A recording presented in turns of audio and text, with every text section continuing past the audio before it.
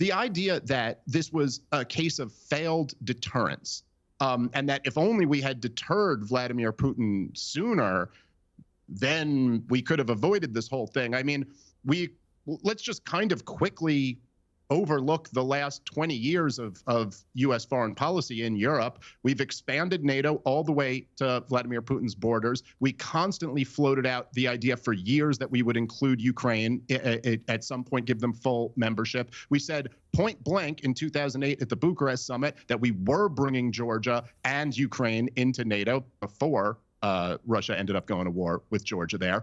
And then we I mean, look, Piers, like we've done this before on the show too, right? But just imagine, if you can, have a little bit of strategic empathy and put yourself in the Russian shoes. If Russia, let's say the Soviet Union had never collapsed, and the Soviet Union had poured $100 million into a Mexican street protest that overthrew a democratically elected government, and they had been saying for years they were going to bring Mexico into their military alliance, and then when the new government came up, they recognized them immediately and started arming them, as Donald Trump foolishly bragged about the other day with Zelensky in the Oval Office.